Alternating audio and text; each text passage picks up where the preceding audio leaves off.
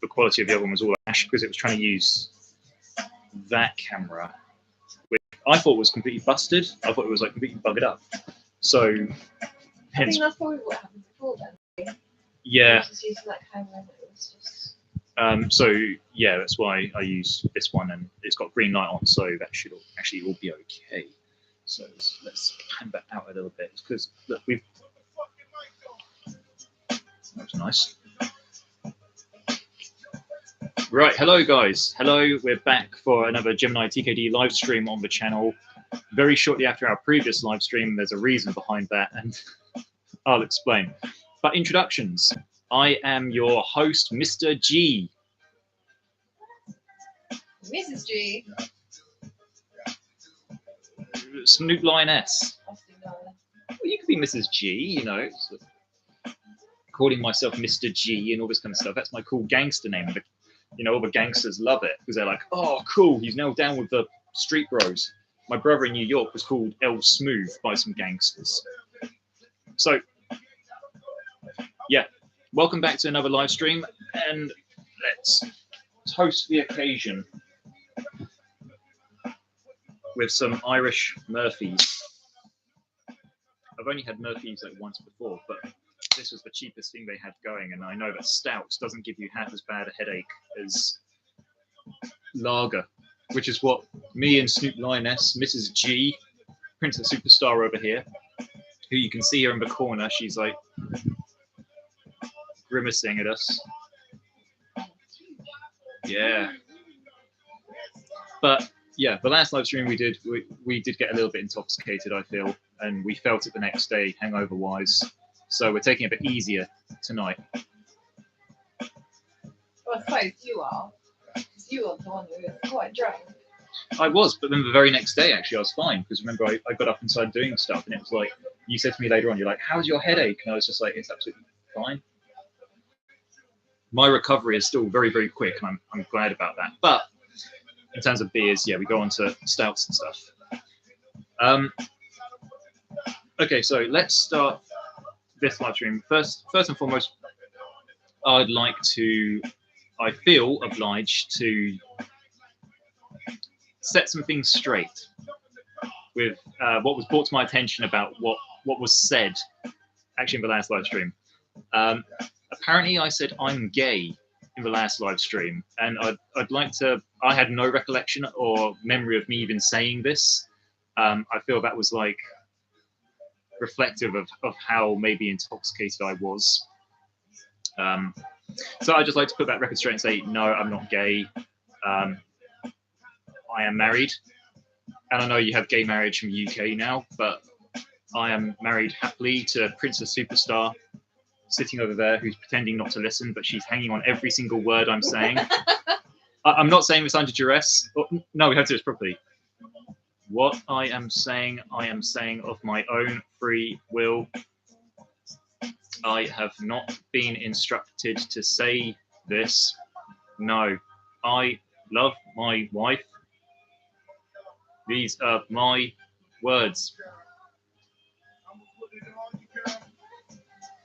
Please help me. So yeah, let's just get that straight. I mean, again, absolutely nothing wrong with being gay. Like I said, I don't even remember saying that. I think you said it quite like as a joke. Well, even that, you know, if I did say it as a joke or in jest, you know, I do apologise if that was misconstrued or anything like that. It wasn't meant to be. I didn't intend for it to be. So yeah, I just like to get that straight. And what Snoop Lioness over here said to me actually like earlier today, she was like, when I did say it, some people did mention about it in the comments, asking if I was gay. So yeah, I just like to say that straight. Nothing wrong with being gay whatsoever. But yeah, just boom it out there. So second thing, why it was only like a few nights ago we did the previous live stream where we discussed ad infinitum about Zoroastrianism. And strangely enough, I mean, the thing is with my live streams, the paradigm of my live streams is that not many people watch the live stream when it's live streaming. But once it's been published and it's on my channel, I've noticed a lot of people go to the live streams to watch them. And you know, I'm not expecting people to watch all the live stream from beginning to end, because live streams, my one's generally about like an hour in length. So I'm not expecting people to sit there for a whole hour and watch it. They'll probably just click and drag to go through it. Yeah, with the live stream we did a few days ago about Zoroastrianism, it's had the most views. As a matter of fact, I think if I remember correctly, it had something like 90 odd views or something now. And I thought, for a channel, I've never mentioned about Zoroastrianism before on my channel, to my knowledge, or at least I've never done a video about Zoroastrianism. Only in passing I may have mentioned it, but that live stream was very much impromptu. It was like, you know, I've got an evening to spare. What am I going to do? Oh, I'll do a live stream. What am I going to call it? Oh, I don't know. Zoroastrianism. So it's been one of the most successful live streams I think my channel has done, which is great. And, you know, thank you very much for viewing it. And I feel it goes to show that people can come to my channel to learn about Zoroastrianism, which in and of itself is brilliant. You know, I mean, I like Zoroastrianism. I studied it a lot when I was a teenager growing up. I feel as though I know a lot about the basics of Zoroastrianism, enough to talk about it, which I feel was testament in that live stream, because we talked about it for a bit. But yeah, I think it's just nice. You know, people kind of like come to my channel expecting to see martial arts stuff, and they're given an insight into Zoroastrianism. So sorry, let me just check. Yeah, the last live stream we did about Zoroastrianism, streamed a day ago, 107 views. How does that even work on like a martial arts related channel? It's got one like. One person likes that live stream, which is brilliant. Yeah. So, that being said, thank you. Maybe I should actually change this whole channel into like religious discussions and stuff like that.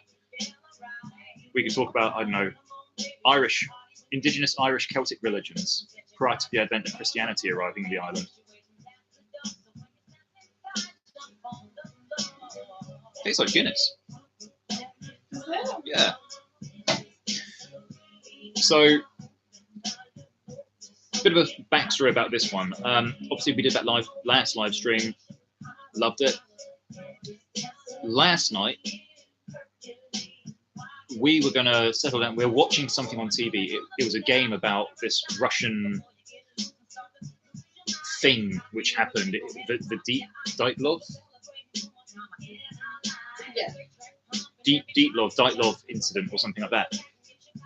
Basically involved these Russian hikers going into the Russian mountains, the Urals, and their bodies were found like X amount of time later on, and they're all kind of like in very strange positions, like as though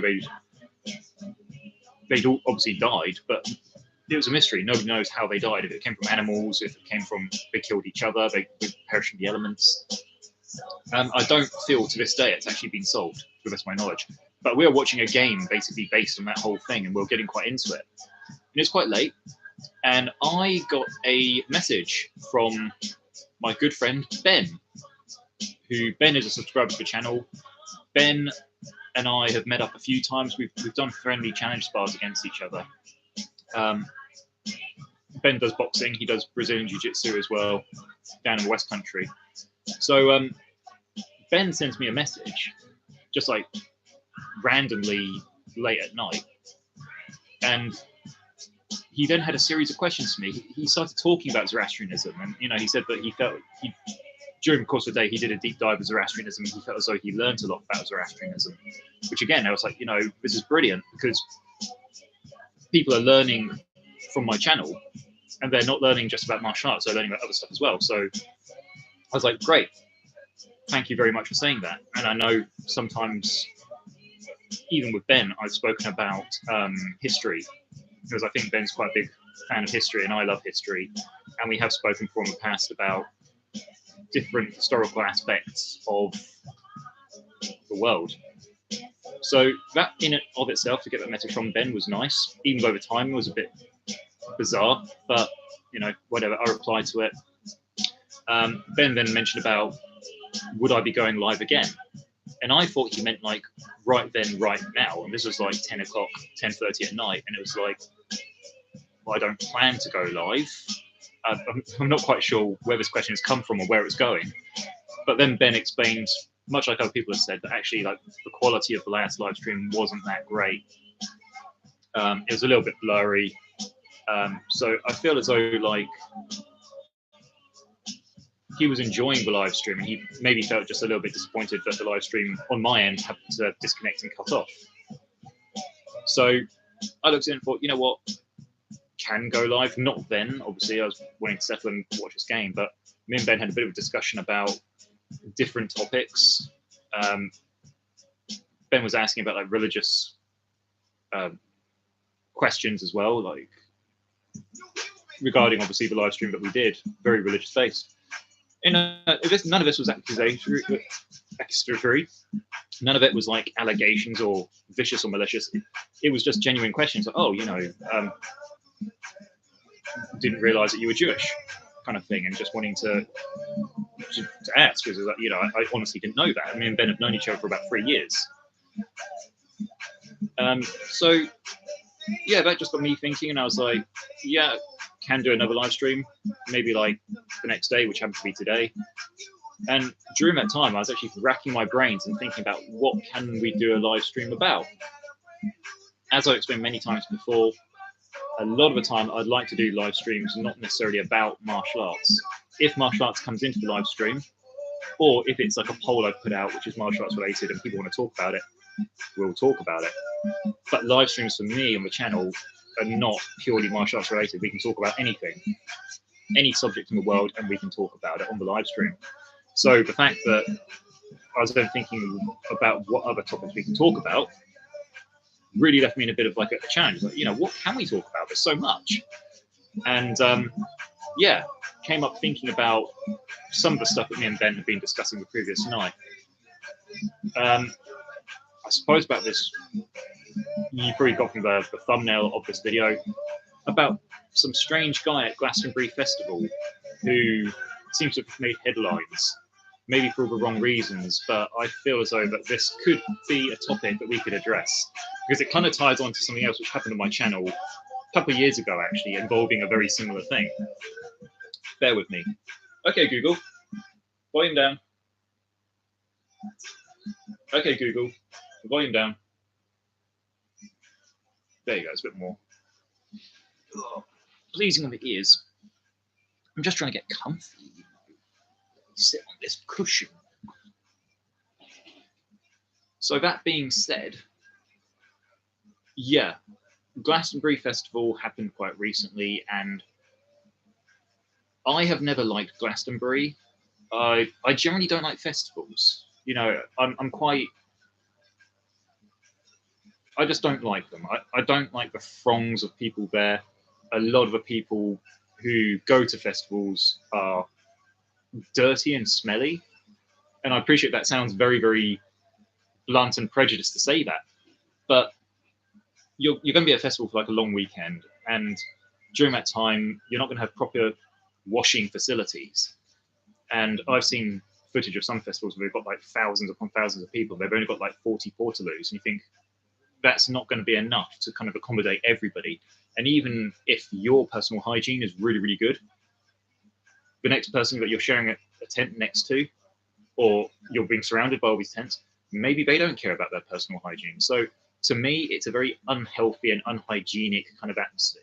And I'm not even like OCD about hygiene, but if I was in a place like that, I can imagine I wouldn't like it. I'd probably feel the grime and the slime and scum developing on my skin or what have you. So I don't like festivals. I've been to gigs. You know, the first gig I saw was Rammstein. I've seen the Eagles, I've seen Iron Maiden, but those were like day off gigs. And as soon as it was finished, it was like, great, you know, I can go home and have a shower. Festivals in and of themselves, I don't like. Whereas this one here used to work at festivals. She loves it. I Used to love it. So anyway, I mean, Glastonbury, because Glastonbury is like one of the biggest festivals that people know about, attracts the most crowds, and I don't like it for health and hygiene reason. I also don't. I generally, I generally don't like the kind of music that was played at Glastonbury, Not anymore. and I certainly won't anymore. Yeah, thank you. But no, I mean, it's all kind of like the same kind of stuff. It's either like chart music, which I have an inbuilt prejudice against anyway, or it's stuff like these Britpop bands like Arctic Monkeys or Snow Patrol and bands like this. Bands which a lot of people seem to like, and yet I personally don't feel are that good. And sure, I mean, that's just my opinion. Who the hell cares about my opinion? But I mean, what is so good about Snow Patrol? What have they done musically that is outstanding? I couldn't even name one of their songs. I've probably heard loads of their songs, but they're so indistinct. It's like I just cannot. I can't go walk into a supermarket and you hear it playing, and you're like, oh, that's Snow Patrol. And I'm not just speaking at Snow Patrol. It's pretty much all those kind of bands, those indie rock bands, even bands like Oasis. Yeah, I appreciate a lot of people like Oasis. They have influenced a lot of other bands. You know, I can appreciate that. But I personally just don't find their music appealing. And this is the kind of music at Glastonbury, or I believe is quite attached to Glastonbury, and I personally just don't like that. Yet with recent news, the recent Glastonbury, I dislike Glastonbury even more because we had a number of acts come on stage and started criticizing Israel. And this is something that we kind of touched, I suppose, onto like the religious aspect of the last live stream. But I was really thinking about this over the last few days, and I was like, at what point does a music festival then become political?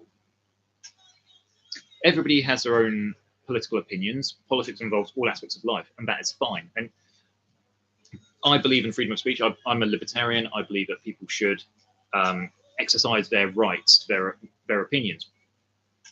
However, that being said, I still feel that one should exhibit a degree of civility and social decency when exhibiting their views. If they were to go around and say stuff like, oh, I hate all, I don't know, French people for sake of argument, then you look and think, okay, that may be your own personal opinion, probably based on prior experiences you've had with French people, have made you feel and believe that way. Yet it's not necessarily socially acceptable to go around and start saying that, especially if you're not able to really provide any justification for it. You could say something, maybe, I find French people rude. Okay, fair enough. So you've had some experiences from the past where you've run into French people who have been quite rude.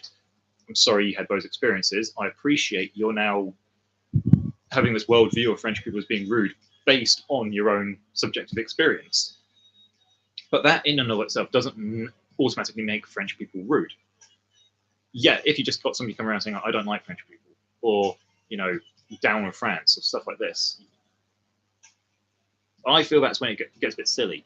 And to have these acts then come out onto Glastonbury and start verbally attacking Israel, and the world is volatile enough as it is already. People, I find, are very polarized when it comes to what's going on in the Middle East at the moment. We all have our views. I have my views. You have your views. Princess Superstar has her views. Joe Blogs down the street has his views. And, you know, that's fine. But if I was to go on stage as an artist and start saying similar stuff about what this guy was saying about, all these bands are saying about Israel, if I was to go on there and start saying that kind of stuff about Palestine, that would be absolute outrage. You know, record labels would drop me, which I believe is what happened to this Bob Villain duo. But I would expect a huge degree of backlash against me, and I'd probably, I don't know, get all sorts of threats and have to go into hiding. Point being, society does not see that as socially acceptable. But then how did it become at Glastonbury for this year for loads of people in the crowd to have Palestinian flags and for acts to go on stage and start saying negative things about Israel? Like, surely these bands should have been vetted beforehand, and they should have been checked. When I went to the Taekwondo World Championships back in 2018, I chose to do my my division in the musical forms category, and I had to submit my CD to like the judges who are going to play it on the big PA system. But beforehand, one of the judges came up to me. He came to all competitors doing this, not just me, and he said, "Does your chosen track have any profanities in it, or is it likely going to cause offence?" And personally, I feel that's a fair enough question, because in the audience you did get children, you've got old people, you've got people from all walks of life, and what you may personally find quite okay and acceptable, lyric-wise, somebody else may find quite repulsive or actually quite offensive.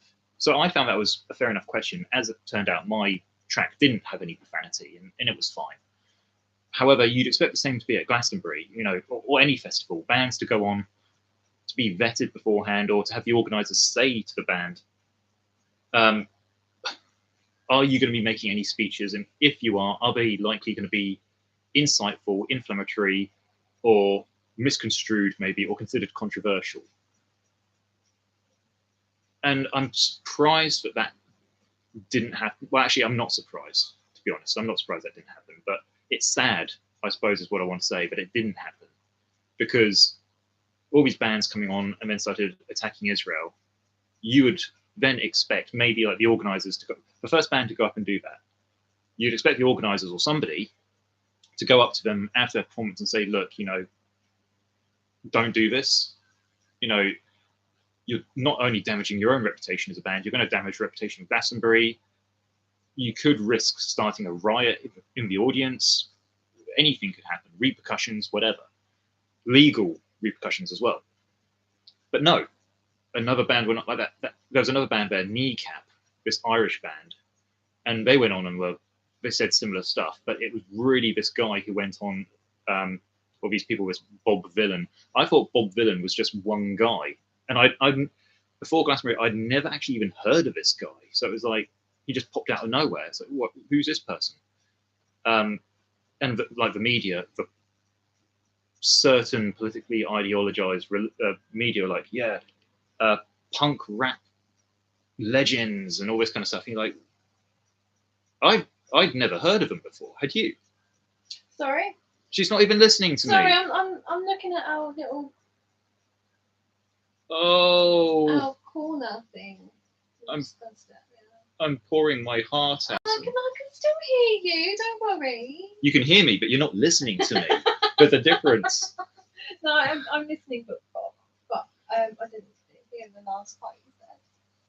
That was the best bit. I didn't hear the question. Ben's listening to me. Look, Ben's saying hello.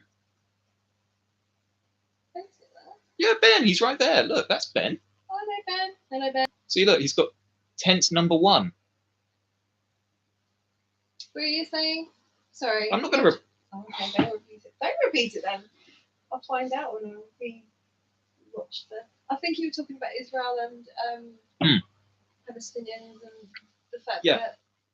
Well, I mean, like Ben's here now. We don't know how much Ben's actually heard. So, Ben, thank you for coming to the live stream, and basically kind of actually started this live stream just addressing a few things. First and foremost, I believe I said that I'm gay in the last live stream, and the flag's falling down. I just like, no, I'm not gay. I wasn't even aware that I said that, and I explained this earlier in the stream. Actually, it's like, I don't know. I think I was just so intoxicated that I just said that, and it was only Katie mentioned it to me today, and she was like, you know, you do realize you said you were gay, and I was like, no, I'm sure I didn't. No, I'm not. And you're not Jewish. I am Jewish. I'm culturally Jewish. That means I'm culturally Jewish. Yes. But I mean, Ben already knows. Ben sent me a message last night, and we were talking about it. I'm not practicing, but culturally, I am. Okay. Yeah. So there we go. So also as well, like we're talking about the actual.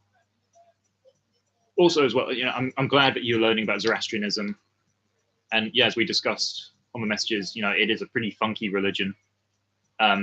Yeah, the Zoroastrians I met in London that time, but were cool, very chilled out kind of guys, and they just seem to like be very welcoming and just want to kind of party, but not kind of like bad party. It's just, oh, come join our table and we'll sing and dance and play music and all this kind of stuff. Really cool people. I have a lot of time for them. But likewise, it got me thinking, the question that you asked me actually about kind of what to do this live stream on. I know you said earlier that the live stream before had a few technical issues, which have now been rectified.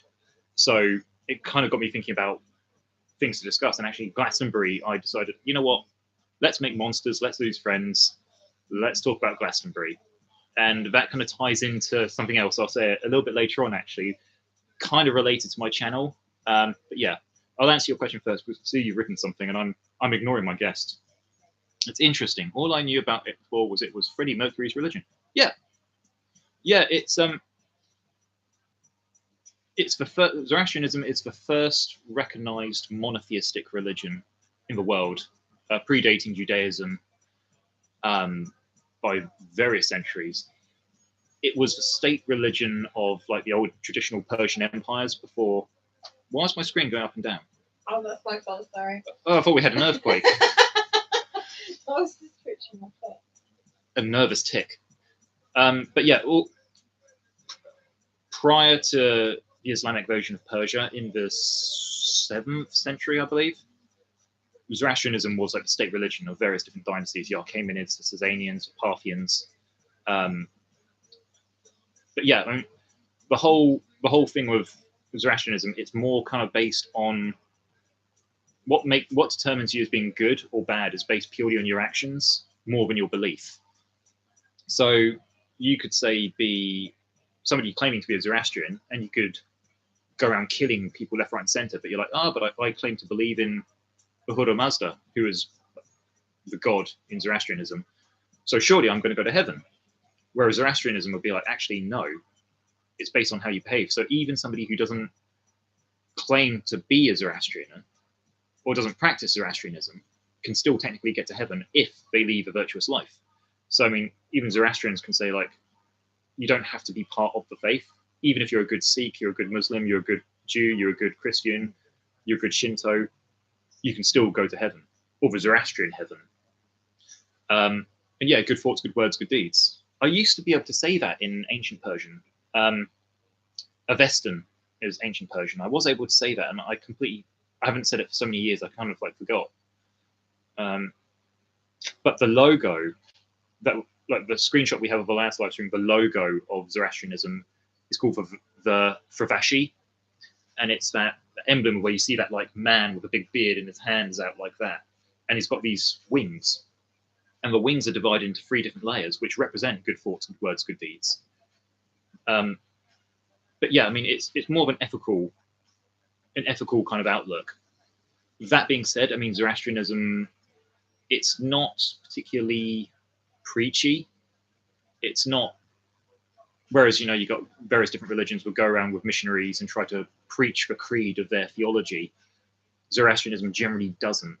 And one of the few reasons why Zoroastrianism is not actually growing is because they do have something in their religion which is kind of like, we kind of want to keep ourselves to ourselves. It's quite a close-knit community in many ways. So they don't necessarily, I wouldn't say they don't accept converts. You can convert to Zoroastrianism, but it's not really encouraged. Whereas like you get a religion like Islam, where one of the main focuses and drives of Islam is to convert, get people to convert. Zoroastrianism doesn't put any emphasis on that really at all. But because of that, it's not spread at the speed of, say, like Islam was during the early stages of Islam's development. But yeah, I mean, I feel what's also important as well about Zoroastrianism is that even though it was a state religion of Persia, when the Muslims invaded, or the Arabs invaded, and they basically conquered ancient Persia, and the first Islamic dynasties in Persia then established Islam as state religion. And they said Zoroastrians can continue to live, they can continue to practice, but you've got to pay what's called jizya, which is tax. And you'd find, like in the early stages of Islam, and even in some cases today, that's a tax which the Islamic State would impose upon citizens who aren't Muslim. So the Zoroastrians in Persia then had a choice. They're like, okay, so we could either convert to Islam and don't have to pay this tax, and we'll get other privileges as well, like certain protections, or we continue practicing Zoroastrianism, have to pay a tax, will suffer discrimination and persecution in certain circumstances, or we could flee. Many of them chose to flee, and they went to India, where they became known as Parsis. So you may actually hear like Zoroastrians being addressed as Parsis, and that's just generally meaning the first exodus of Persian Zoroastrians into India. Then later on, many centuries, you've got another exodus or diaspora of Zoroastrians going to India again, and they were known as Iranis. So you get those two main kind of different sects. But they like fire, Zoroastrianism. Fire represents the presence of Ahura Mazda, and apparently, I was watching something the other day, actually, yesterday, this little clip of this fire temple. I think it was in Persia, Esfahan, I think, and it had been burning for like thousands of years, and it hadn't gone out. And they had these like Zoroastrian priests literally standing by this fire altar, and that was like their job, their full-time job. They'd come in and spend like 7, 8, 9 hours just watching this plinth and stoking it with wood and fuel to make sure it didn't go out. Then they'd change shifts, and somebody else would come in and do that as well. I mean, that's devotion, I suppose. But yeah, I like Zoroastrianism. It's one of those kind of like systems. I feel that it doesn't want to shout in your face, but you know it's there. It's kind of like you go to a party at somebody's house and they're just like the cool kid in the corner drinking beer, but they're kind of just happy being left alone, and they don't have to be the center of attention. That's how I kind of look at Zoroastrianism. But yeah, I mean, there's a lot more to it. I've just covered like the basics. There's a lot more into the theology, the dualism between good and evil, you know, doing good stuff, doing the good deeds purely for the sake of it. Apparently, there's like I also read somewhere, I'm trying to remember where it was. I did have this big book of like different religions, and Zoroastrianism was one of them. But I think it's like they have demons and devils for every single vice you can think of. If your crops fail, there's a demon for it.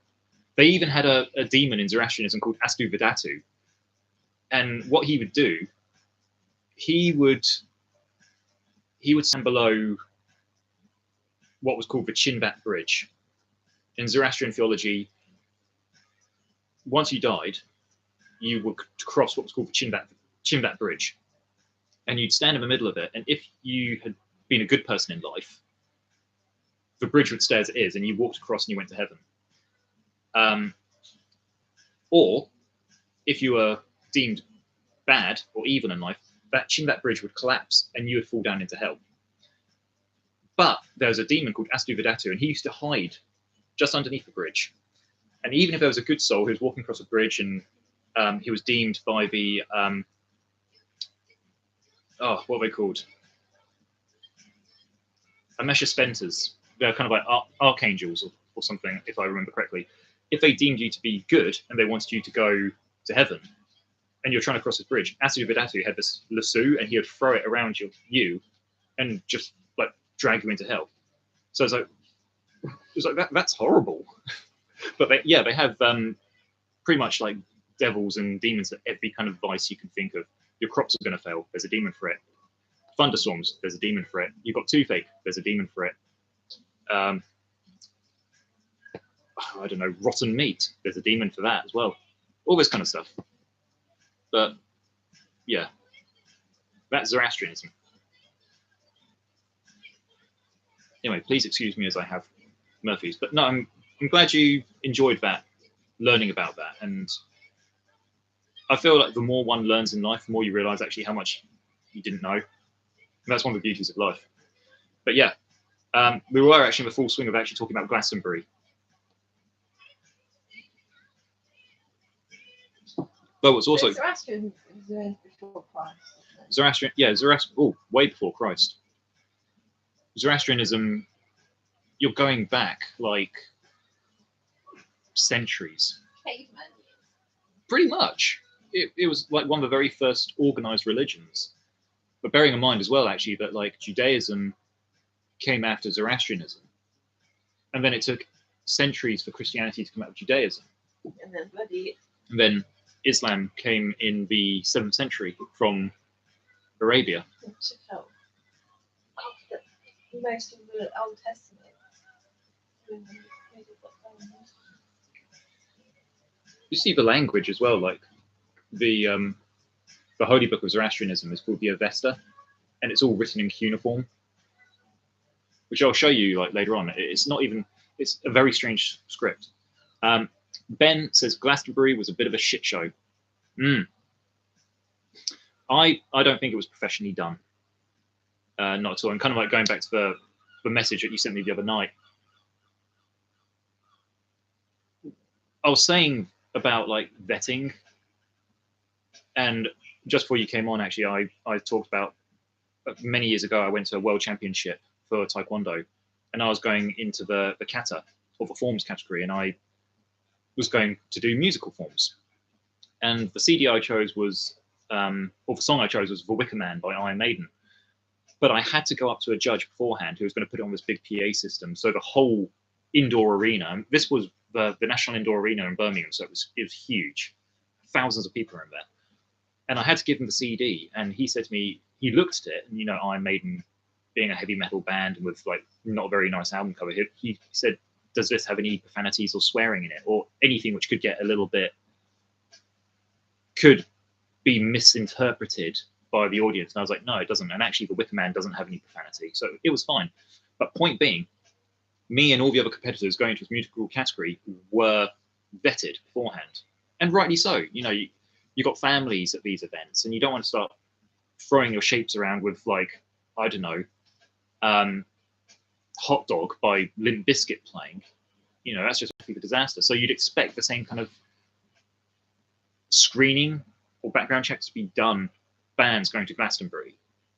And I'm sure it's kind of weird because I don't feel in that kind of situation that ignorance could have been claimed, like, oh, we didn't know about this band and their ideologies. Like that Kneecap band, I mean, they are known to be very outspoken against Israel, and yet they're then going to go onto Glastonbury. You would have thought somebody in like the Glastonbury camp would have looked and been like, okay, we've got a anti-Israeli band going to perform at one of the biggest festivals in England to crowds of thousands of champagne socialist kids who are there at the mercy of their dad's credit cards. What could happen? So if I was like Glastonbury, like security or whatever, or even the organisers, I'd go up and say, look, you're welcome to play, you're welcome to do your songs. Please don't make any political statements. You know, this is a music festival. Politics shouldn't even have a place in music festivals, as far as I'm concerned. Shadow of a Wicker Man will rise again. Yes, he would. I don't even think Celts even used Wicker Men, but I very much believe that's like Roman propaganda. But we don't know because the Celts couldn't write. So we could only have the Roman kind of side to go on. But I believe that Romans basically wanted to just make the Celts to appear barbaric. So like, yeah, they had Wicker Men and they used to burn people in them. I don't think there's actually been any documented evidence of this happening. As far as I'm aware, I could be wrong, but I don't remember reading anything, and I'm sure I would have found something by now. Just call them wankers. I respect their rights to an opinion. I respect that they are passionate about those opinions, even though I don't agree with those opinions. But I will still defend their right to have them. That being said, to have somebody on stage and then start chanting, I mean, the Bob Dylan guy, that was the icing on the cake, basically. Coming onto stage, and then I think he made some comment. It's like, oh, I hear you want your country back. And he started going like, ooh. And it's just like, that could be anything. You know, are we talking about Republican Irish want Northern Ireland back? Are we talking about, I don't know, the Native Americans wanting their land back? Are we talking about the Zulu in Southern Africa? Do they want their land back? You know, what people are we talking about? And then he goes around and starts saying, like, you know, death to this organization, death to that organization. Okay. But then getting the people to kind of like chant along with him. It's like, I appreciate the IDF are not the most popular club at the moment. I appreciate they're not the perfect military, but then at the end of the day, no military is going to be perfect. Look throughout history, most armed forces have done bad things at some point or another. Look at Japan during World War II. Look at the Khmer Rouge in Cambodia. Look at the army of like Ayatollah Khomeini in the 1980-88 war of Iraq. All these armed forces have done bad stuff. So to target out the IDF, he could have just said, you know, we don't agree with the IDF. You know, we don't have anything against Israeli people. It's just the establishment. We don't agree with their approach. But to chant out like death to them, death to them, at the end of the day, they are human beings themselves. And a lot of people in the IDF, what this guy, Bob Villain, doesn't seem to realize, I didn't even realize this guy was just, it was a duo. I thought it was just one guy. It's not just Jews in the IDF. There's a lot of Arabs and Muslims in the IDF. Arabs who are born in Israel, who identify as Israeli. Muslims who are born in Israel, identify as Muslims, but still consider themselves Israeli, serve in the IDF. So, but just the whole thing, like, just incitement to violence. It's like, if Lucy Conley could go to prison for doing a stupid tweet, which was stupid, but she apologized and she deleted it. If I was a police officer, I'd look at her and be like, okay, just don't do it again. We've got our eyes on you. This Bob Villain guy, it'd be like, it's beyond words, really. But that goes to anybody. If anybody went out on the street and said, like, death to any group, you think, okay, maybe we should start looking at the psychiatrist's couch, being sectioned, maybe, not praised and idol worshipped. And if he really cared about human rights, which I genuinely believe he doesn't, why didn't he say anything like death to the IRGC? Why didn't he say death to Hamas? Hamas are oppressing their own people more than I believe the IDF are. Death to Hezbollah, down with, or death to Communist Party of China, death to Kim Jong-un's barbaric regime in North Korea. Why not these people? Why not those establishments? Why the IDF? They rescued Greta Thunberg, remember? Opposed to the extremely humane practice of crucifixion. Oh, we're going back to the Wicker Man thing. It's weird. I went onto YouTube recently. I typed in like medieval torture once.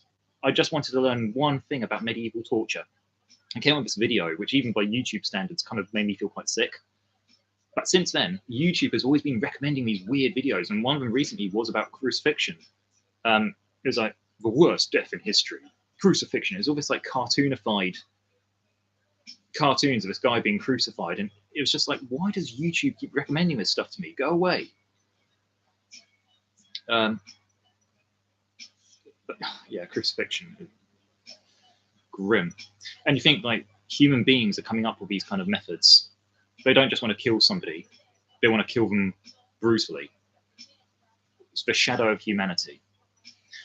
That's what really pissed me off. Palestine should be a Muslim ethno-state. Britain should have no border control and is open to everybody. Bob Villain is a total cabbage. Consider this, Ben. It's quite often the people saying, calling for Palestine nationalism are the ones saying that Britain should have open borders. If we were to say promoting British nationalism, that would be considered racist. But if we were to say, okay, how about Palestine has open borders and Jewish settlers can go in and buy a house, that's somehow Zionist. Zionism literally just means Israeli nationalism. Zionism is not what it's encouraged to be. People would say Zionism is imperialism. It's not. It's simply nationalism, just like Dutch nationalism, Polish nationalism, American nationalism, Japanese nationalism, Irish nationalism, French nationalism. Zionism is just the Hebrew or the Yiddish connotation of nationalism. It's not imperialism. It's not oppression, which is what I feel a lot of people are led or misled to believe. They see Zionism, they hear Zionism, and they think imperialist, they think colonizer, they think aggressor. It's not. I mean, I actually do believe that the Palestinians have a right to exist. You know, they're Arabs. And here's the complexity of the whole region of Israel.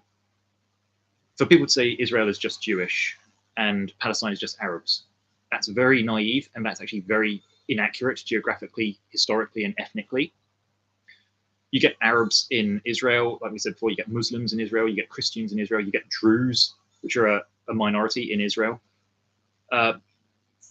It's a mix. It's very complex, but people don't like complexity. People just want to make things very black and white and very easy because it's easier to understand. And they become what's called cognitive misers, where they don't have to think about things too much. But so I believe, yeah, that being said, I believe that Palestinians have a right to live. I believe that they have a right to express themselves. I believe they should have their own land. However, that being said, since Israel was formed in 1948 under UN resolution, bear in mind it was actually the UN's decision to grant Israel existence. It wasn't the Israelis just going there and making their own declaration. It was an international decision made by the UN. But the Israelis have put forward to the Palestinians, I believe it's 4 different propositions. It could even be more, but I'm only aware of 4. 4 offers to have a 2-state solution. What was the PLO, the Palestinian Liberation Organization, which was headed quite recently by Yasser Arafat before he departed this world, were declined. The West Bank was under the jurisdiction of Jordan at one stage. And yet the Jordanian government didn't say, right, how about we now make the West Bank its own separate country, its own separate state? They didn't.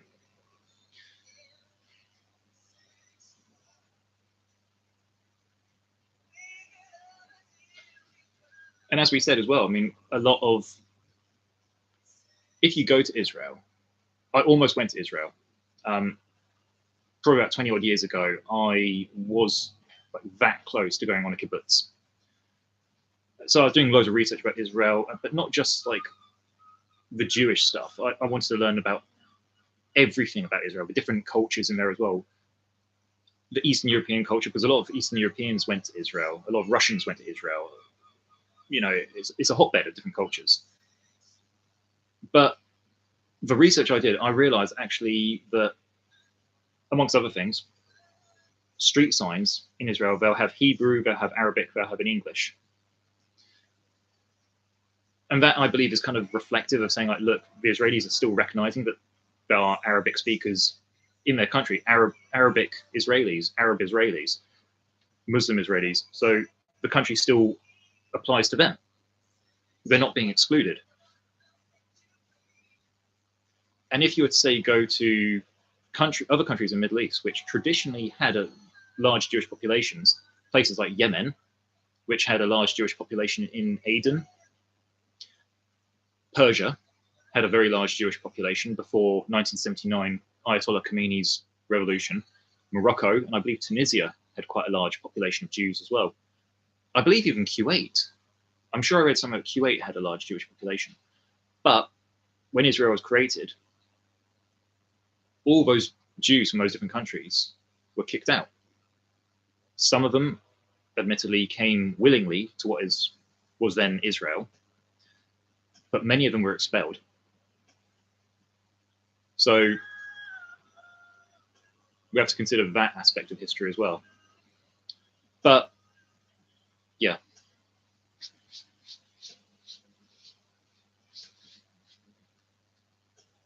It would be in Israel as well. I mean, people do generally, from what I understand, I mean, I have met Israelis.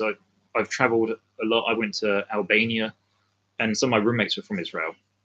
There's some Israeli people I've met down in Brighton and just shared beers with, and they've all said that, you know, if you actually go to Israel, for the most part, it's a very welcoming place, and they'll welcome people from all cultures. You can still be a Muslim or an Arab in Israel, and you can still get jobs. You can still serve in the armed forces. You can still be involved in politics. But if you're a Jew, say in Saudi Arabia, you're not going to get that.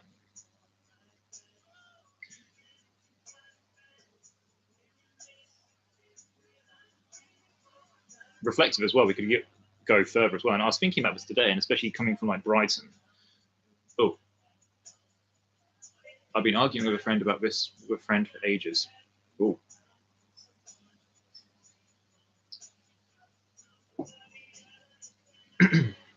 The common argument I've always had is the Jews shouldn't be there because it was the Arabs' land. And yes, I can understand that to a degree. But as we said, I mean, the whole region is very complex. It wasn't just Arabs that always lived there. You got different minorities. You got various different ethnicities and cultures living there as well. Even for like during the Arabs, before the Arabs, but before Israel as we now know it, you got the British Mandate. Before the British Mandate, you got the Ottoman Empire. That's exactly why I texted you the other day.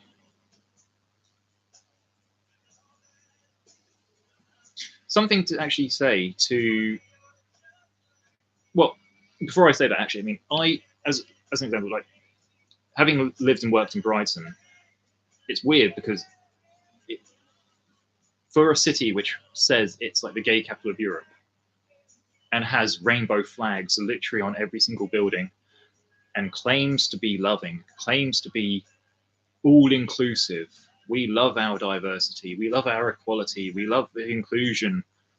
I could go into Brighton, probably tonight, with a Palestinian flag, and nobody's going to bat an eyelid. You know, people will be like, oh, you know, good on you, man. I could go there with an Israeli flag, and I can guarantee, bet your bottom dollar, I will get challenged. I will get approached. I'll get probably arranged. Probably people come up saying, like, oh, why are you holding the Israeli flag? So other people just come up and just being vicious and nasty.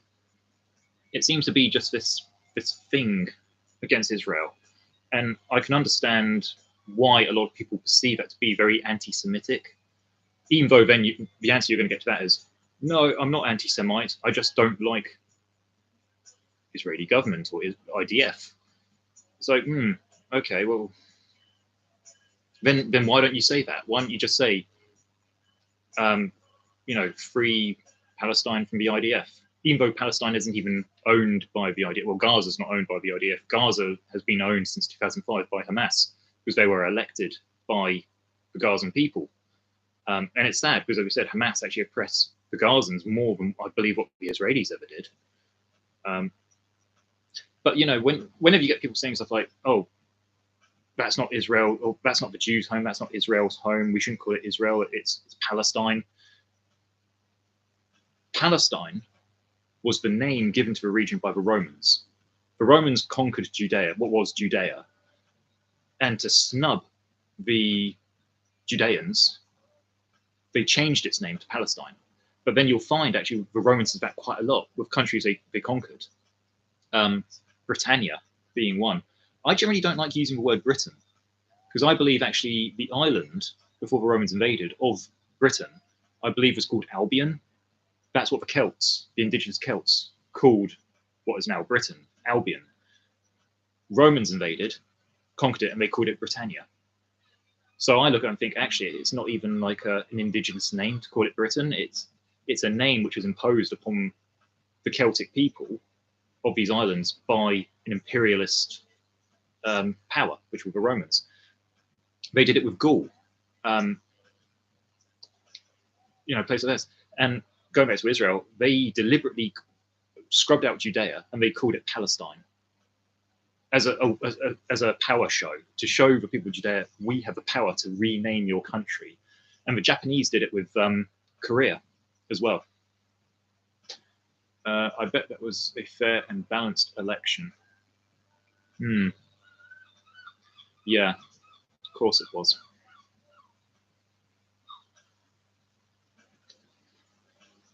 Some other thing actually to say to anybody that does come up and say, like,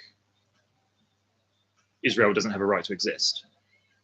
Something to put back to that person is to then say, okay, well, do you believe that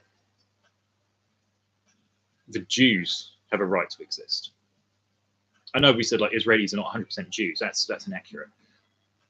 But when they say Israel doesn't have a right to exist, they generally mean the Jews don't have a right to exist. So if anybody says to you, oh, Israel doesn't have a right to exist, or even if they do say the Jews don't have a right to go back to Israel, or to go to Israel, they don't say go back, they just say go to, because they're completely dismissing the whole cultural and historical ties that Jews have to that region as well. But if they say, yeah, Israel doesn't have a right to exist, just say to them, do you believe that Jews have a right to exist? Do you believe that the Jews have a right to their own state, free from persecution and bigotry? And also as well, ask them, do you believe any good has come out of Israel? 9 times out of 10, they'll say no. But then you could say, well, okay, well, Israel is the only democracy in the region with free elections. Of course, democracy is not perfect. Maybe Israeli elections are not 100% like untainted, but I bet your bottom dollar they're probably going to be less tainted than they are in, say, North Korea, or maybe even us here in the UK. Personally, I think our election system in the UK is messed up the way it is. I believe we should scrap first past the post and put in proportional representation. But that being said, Israel as well promotes gay rights. They have Tel Aviv Pride. When was the last time you saw Damascus Pride? Have you ever seen Baghdad Pride?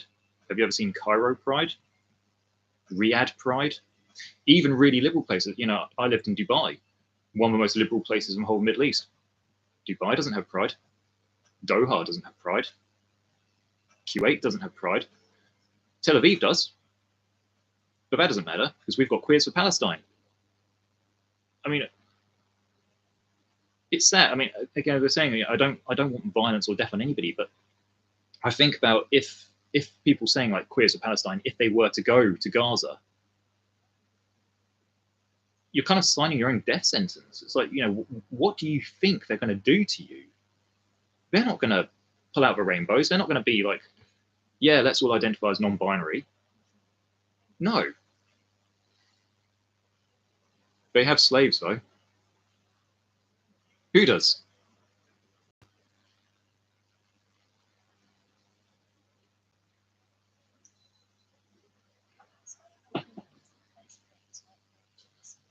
Dubai? Yes. Yes, they do. My whole relationship with Dubai it was very love and hate. I mean, I've sadly, Dubai is where I spent my childhood. And I loved Dubai when I was there, but Dubai in the 80s, 90s, and early 2000s was an amazing place. Since like the mid 2000s, and especially when we started getting social media, Dubai became a complete mess. I mean, I look at Dubai now, it's fake. If you wanted to have a definition of fake, you just look at Dubai. It's center of attention. I generally don't like the whole like egocentric, have to be the center of attention kind of stuff. Almost like we're saying about Zoroastrianism.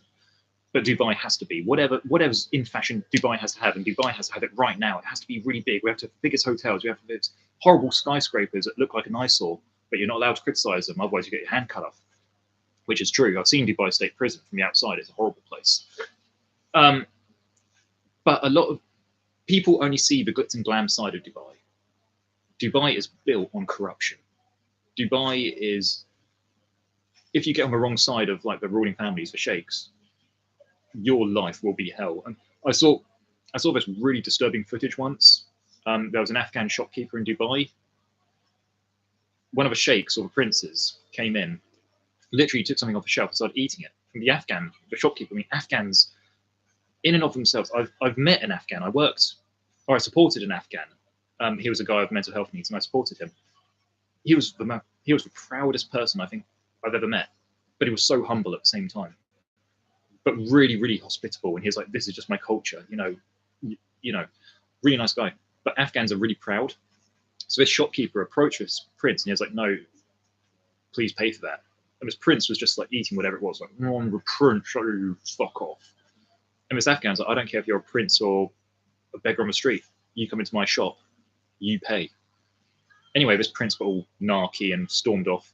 That night, the prince came back with his guerrillas in a van, kidnapped this Afghan, took him out into the desert, put barbed wire around his wrists, around his back, threw him onto the sand, was like kicking sand in his face. And in Islamic culture, anything to do with feet is really disrespectful. Making him eat sand. He then got into four-wheel drive and was like running over his legs. And all the while, his bodyguards were filming this, and they put it onto like YouTube and stuff. It went to, I think it's like the International Court of Human Rights. Amnesty International got involved. Human Rights Watch got involved. So the sheikhs of Dubai were like, "Oh God, we've got such bad attention. We have to show the world that we're addressing this." So they made a kangaroo court where basically they brought this prince in. He was judged by a judge who'd been paid by his dad, I believe. But the judge said, "Prince, you're not going to go to prison because you were clearly drugged. And it was your bodyguards who drugged you, so they're going to go to prison." The whole thing was just corrupt. And the wealth inequality in Dubai, I mean, we had a housemaid from Sri Lanka. One day she disappeared. And, we're asking our friends, "Where's she gone?" And it turned out she'd actually just been deported. The police literally just pulled up to her on the street as she was coming home with groceries. They said, "Where's your papers?"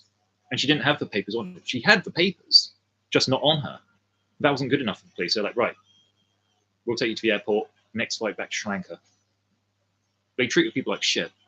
And because of that, I don't have any plans to go back to Dubai, not even as a visitor. And it just tourist-wise now, I look at Dubai and it's just full of just Instagrammers, influencers, all this kind of stuff. And you just look and think, what happened to this place I once loved? It's heartbreaking in many ways. Sorry, I've been neglecting the chat. I was on a bit of a soapboxer. You wave a pride flag in Gaza, you probably end up taking flying lessons strapped to a hospital gurney. Well, that's the thing. That is the thing. It's like, you wouldn't get that in Israel. Point being, all countries, no country in this world is perfect. But Israel is held up to these impossible standards, which it can't meet due to cultural issues, due to environmental issues. Israel's surrounded by neighbors who openly declare they want to drive the Jews into the sea. Now, if that doesn't make you paranoid, I don't know what will. But that being said, in that whole neighborhood, at least in Israel, you're going to be given those human rights. You have the right to vote. You have the right to work regardless of what your ethnicity is. You have the right to actually express yourself sexually, like at Tel Aviv Pride. I read a book about one of Uday Hussein's body double. Very hard read. Very true. Yeah.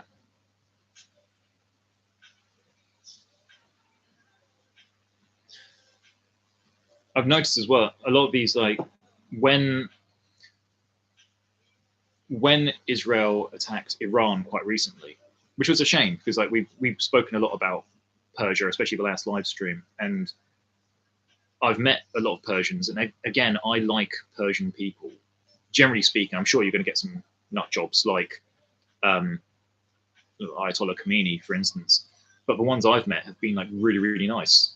And I speak Pidgin Persian, or Farsi is their language, and when I was supporting some guy from Shiraz, in Persia and I started speaking Farsi, his face was just lit up. He was like, "Oh, amazing!" So the people of Persia, I do feel for, because they're being oppressed by this totally autocratic dictatorship who don't have their interests at heart. And I actually refuse to call Persia Iran, because it always was Persia. When 1979 came and the revolution got into power, Ayatollah Khomeini and all his clerics were like, right, we're going to change the name of the country from Persia to Iran, because Persia was a name given to us by the Greeks. So we're going to call it Iran, which is a derivative of the word Aryan, which the Aryans were not what we think about Aryans now. They weren't German or anything like that. Aryans were like a group of people living in that region millennia ago. But point being, that government then changed the name of the country without the consent of the people. So I feel if I was to call that country Iran, I'd be somehow validating that regime. So I'm like, no, I'm not going to adhere to this twisted philosophy. I'm going to continue calling it Persia. And actually, a lot of people in Persia who oppose the regime identify as Persians. They don't say Iran. There's a colleague I have at work actually, and I accidentally let it slip. I was like, "Oh, you're from Iran," and she looked at me and she was like, "No, I'm Persian." And it was kind of just the way she said it was like, "Okay, yeah, I can see where you are." But anyway, as we were saying, when Israel attacked Iran, the targets they attacked, and again, not advocating violence at all, but if you looked at the targets, they were all military, and there were precision targets as well. It wasn't just a generic carpet bombing of the whole region. It wasn't just like, right, we're going to destroy Esfahan top down. We're going to nuke Shiraz. We're going to blitz Kerman. It wasn't this kind of stuff. It was specific targets. Iran retaliated, as is natural, but the targets which Iran hit back in Israel were civilian, one of which was a hospital. Some of the targets were military, admittedly, yeah. But you could see the difference. You could see that whereas Israel's were very specific military targets, they knew exactly what they were wanting to hit. And when Iran then just almost didn't even like snipe back, they literally just shucks a whole load of like rockets back, regardless of where they were going to land. And I feel that is very telling in the different mindsets. Whereas Israel were very specific about who they wanted to hit. The Iranian regime didn't care. But then you see like people protesting on the street saying like, "Oh, Israel didn't have a right to attack Iran," and they're waving like IRGC flags, which to me is a symbol of oppression and a violation of human rights and dignities. Sometimes you just look at these people and think, just read some history. Speak to people from these places. These people that you claim that you support, go and talk to them. Spend time with them. Listen to their experiences. A lot of the Persians who I've met don't have nice things to say about their own government. They love their country, but they don't like the government they have. And they're like, we just want that government gone.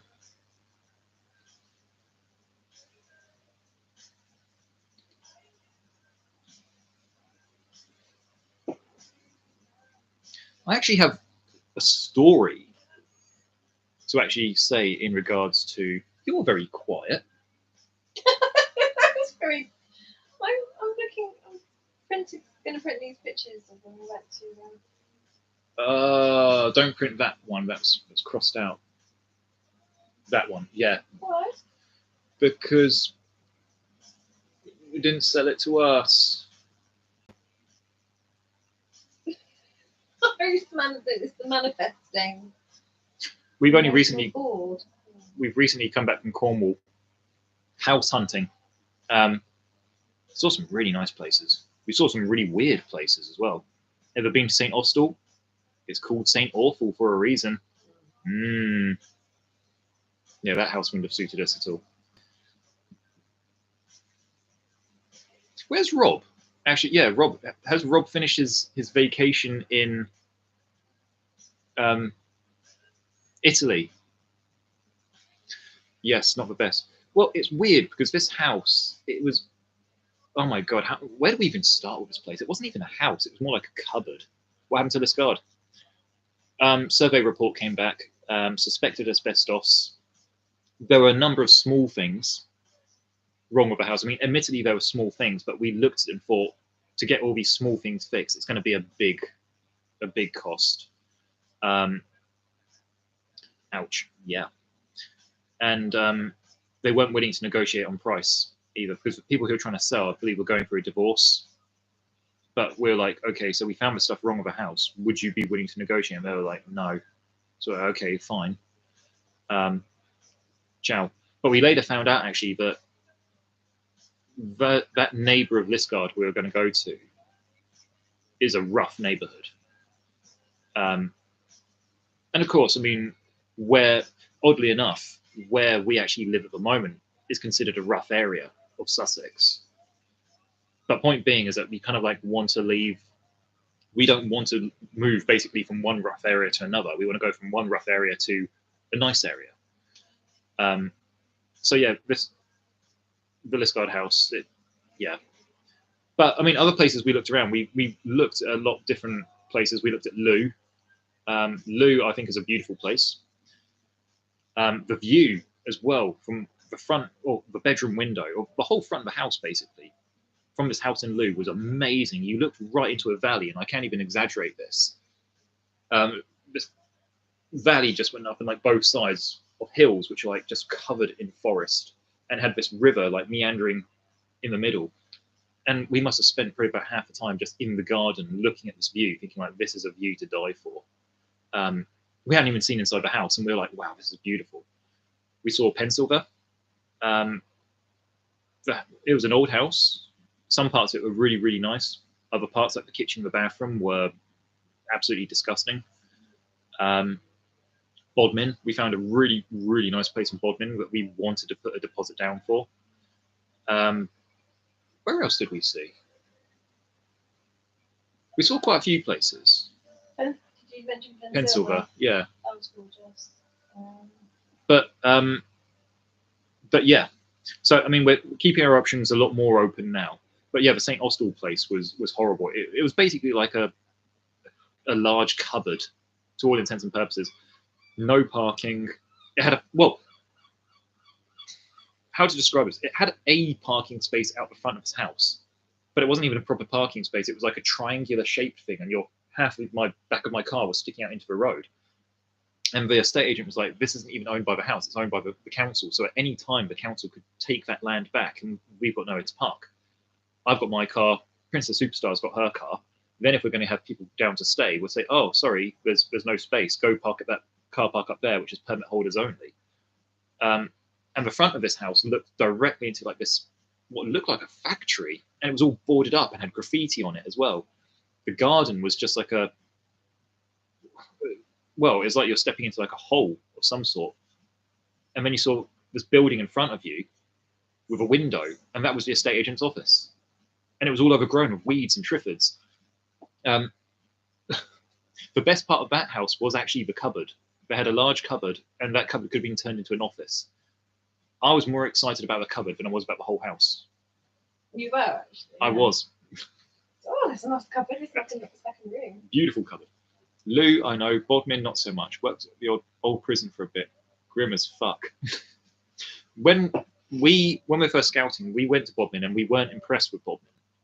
When we went the second time, actually, I think we actually saw like it wasn't actually that bad. And the house where the house was actually, it was like a private road, modern houses,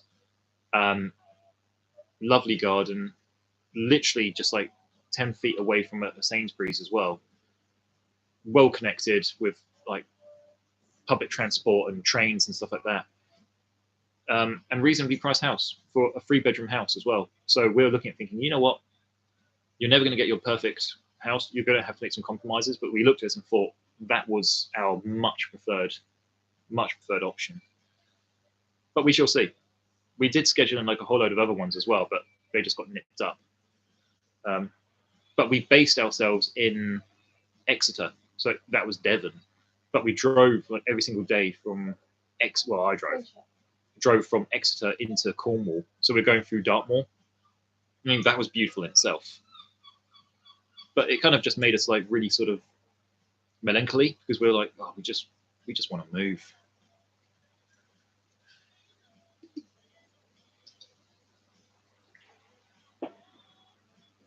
Who else is in this live stream? I see somebody else is here as well, but they've not said anything.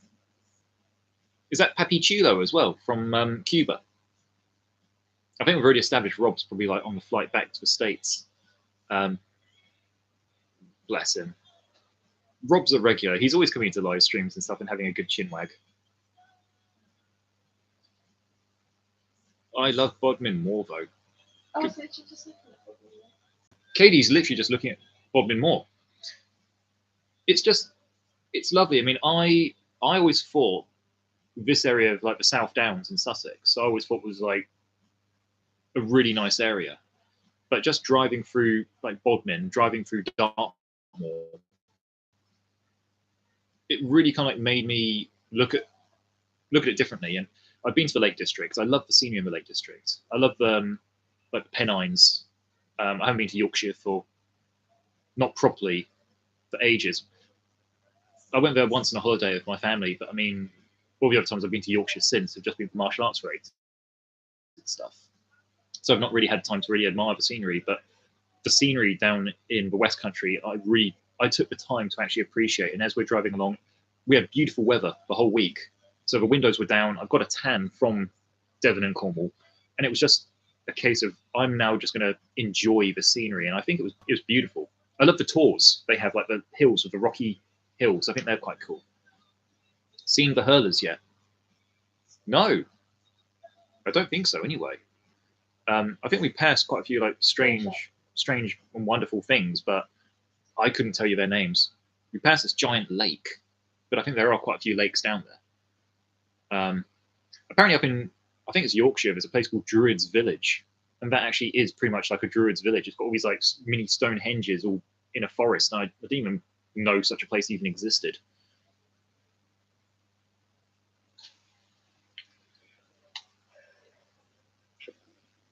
Oh, is this Soldier Boy? Pardon me. Actually, Ben, I was going to tell you a story, just kind of like going back to the topic at hand about Israel and the crisis in the Middle East at the moment as it's developing. As you know, I try not to include politics into my channel per se. When I do my videos, I consciously try to keep it martial arts related, but when I come onto live streams, live streams are much more sort of, okay, let's use this as like a let the hair down opportunity. We don't have to talk about martial arts in live streams. Let's talk about any other topic in the world, because life's full of topics. Let's just explore it in the live stream. So live stream is more sort of like an offshoot. But I remember actually a few years ago, I did leave a comment on my channel about Israel. And there was somebody who used to be subscribed to me, and they unsubscribed. He left a comment saying like, oh, words to the effect of, if you support Israel, you're bonkers, or words to that effect. So I don't exactly remember it verbatim, but basically that's essentially what he said. This guy had been a subscriber to me for at least a year. He'd been a regular commenter. We'd actually met up as well. So anyway, he left this comment, and I was like, okay, you know, that's your opinion, fair dues. I'm not going to deny your opinion. But I responded, and it's like, okay, you know, allow me to elaborate. And I just elaborated a little bit. I was still quite emotionless at this point. I wasn't getting emotionally involved. I was just basically giving the facts behind what I had said. Anyway, left that comment, didn't think much of it. He then came back and said again something along the lines of, I don't even remember, it was quite a long spiel, but basically he was saying, oh, surely then you support genocide. And again, this is something which I've encountered a lot, and I've seen a lot when people have this type of aggressive discourse. They all say what Israel is doing as a genocide. And at this point, I looked at this person and I was like, okay, this is a bit peculiar. I don't quite understand why you're becoming quite emotionally invested in this. But the whole tone of this comment was very hostile and aggressive. And bearing in mind, this guy was a subscriber, and we'd met, and he'd been commenting on my videos, martial arts related videos, for quite a while. So anyway, I sent a message back saying, like, look, you've got my WhatsApp number. I'll be happy to debate with you about this, but not on my channel. Contact me on WhatsApp. We'll talk about this. We'll discuss this. We'll debate this in a respectful, appropriate, age-appropriate, and mature manner. He sent a response back to that, declining to comment on for WhatsApp. He was like, no. He said words again to the effect of, I didn't even read what you wrote before. It's all rubbish. Blah blah blah. Genocide this, genocide that. Blah blah blah. And I looked at him and thought, you know what? I'm not even going to respond to this, because I'd already made an educated guess at this time that this guy had already made his opinions. It didn't matter what I may have put towards him as evidence to challenge his belief. He just wouldn't have taken that. There's something in psychology called belief perseverance, where you could have a view. I could present to you contradicting evidence which challenges your view. But instead of you saying, oh, yeah, I'm going to consider what you said, you become more entrenched in your views already. And that's called belief perseverance. You're persevering with your already established belief. And that's what I saw this guy was doing. So I was looking at this thinking, I'm just going to step away from this one. I don't feel this is worth arguing about. So anyway, I came away. Next day, came onto the channel and saw that actually he'd unsubscribed. So I was thinking, you know what? That's fair enough. He's learned something about me. I've learned something about him. Let's just go our separate ways. So I unsubscribed from him, went on my merry way, just doing my thing with my channel, being stalked by other people. But it kept coming up then on YouTube saying, oh, videos you might like. And it kept like going back to this guy's channel who used to be a subscriber of mine. And I was like, okay, I'll click on one or two. Clicked on a few of his videos, but he came across then as just very, very angry. All his channel seemed to consist of was just like attacking other people, which I hadn't seen before. I hadn't seen that. Oh, pardon me.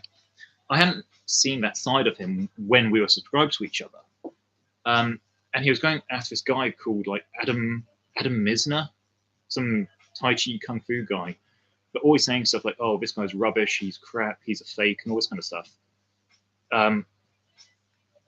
Clicked on a few more, and it was, again, other YouTubers who are kind of like calling him out on things or leaving comments on his videos, which they didn't necessarily agree with what he was posting, so they would challenge it.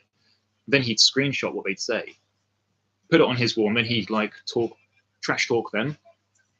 At this stage, I looked at this guy and thought, working in psychiatry and mental health, I can see the insecurity, I can see the egocentricities, I can see the narcissism. And I looked and thought, it's probably best actually if we had unfriended when we did. And I haven't been on his channel since, and he's not been on mine. Well, if he has, he's not left any comments, and that suits me fine. But that all came around simply over a difference of opinion of, the Israeli-Palestine kind of situation. I was willing to have a mature debate. I said to him, look, you've got my WhatsApp number. You can message me and we can discuss this, but we're not having this debate on my channel, which is meant to be about martial arts. I'm not having that. And he declined. I wouldn't say he was as bad as Black Rhino. He was something else.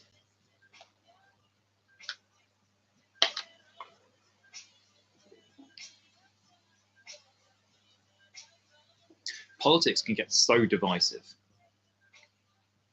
We've had many arguments around the family's barbecue table. The last time, actually, we had like a big family barbecue. Princess Superstar, my brother, I'd say you almost came to blows in many ways, didn't you?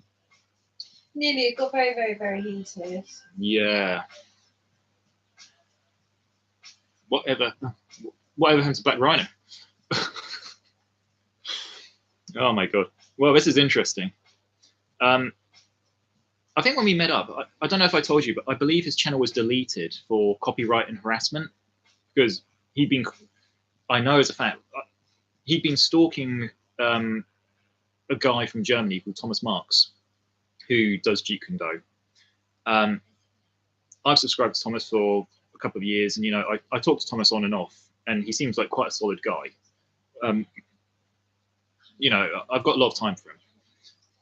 And I asked Thomas about it. I was like, how did this all start? And apparently Thomas had just posted a video and Black Rhino had commented on it, disagreeing with something. And Thomas was like, oh, okay, fair enough. Again, that's your opinion. Let's agree to disagree. But apparently that was it. That seemed to incent Black Rhino. And he would, for 2 whole years, he would literally visit Thomas's profile daily, take screenshots of stuff that Thomas had posted, edit these posts, and then he'd repost them back onto his own Black Rhino forum. And he did this almost daily for 2 years. Thomas he has a patience for Saint. I don't think I'd have had that much patience, to be honest. But basically, that was copyright infringement. And he didn't just do it to Thomas. He did it to loads of other people. There's a guy called Michael from Poland. He did it to him. There's a guy called Joel Ludlow from Oklahoma. He did it to him. He did it to a guy called the Kung Fu Genius. There's a channel called Kung Fu Genius. And he did the same to his channel. All these other channels as well. But he'd take their content and without their permission, of course, and post it on his. So he was violating copyright, YouTube copyright. But also, it was just the constant harassment and slander and defamation he was doing to all sorts of people. I reported his channel. Loads of other people reported his channel. And I feel he probably just got so many violations and strikes. YouTube just deleted his channel. And he went poof. At the same time, I was told by Thomas and some other martial arts contacts that I have in the Jeet Kune Do sector, they said apparently he made a Facebook account on the same day that his Black Rhino channel got deleted. He made a Facebook account calling himself George, and he made this Facebook group about Jeet Kune Do, and they knew it was him because he immediately started putting stuff on this Jeet Kune Do group exactly the same as what was on Black Rhino's YouTube channel. And even like sometimes just for a giggle, I will actually like look at that Facebook group and just like see what's been put. And it's obvious this George is Black Rhino. The words, his use of language, exactly the same. The structuring of his language is exactly the same. The topics he talks about, exactly the same. Constantly attacking Thomas Marks, Tommy Carruthers, he's always attacking. All these people he doesn't like, he's basically attacking in the same way that Black Rhino did. And even reading some of the comments from other users, they write to this guy, they're like, you are Black Rhino, aren't you? And George has never out and out denied it, but he'll always kind of like answer in a very sort of like non-committal way. So, oh, if you believe I'm the Black Rhino, then surely I must be Black Rhino. Like, ha, ha, ha. And you look at it and think, well, that's exactly kind of what Black Rhino would have said. So that's what he's doing. I will say allegedly, just to protect myself legally, but evidence would suggest that's what he's doing.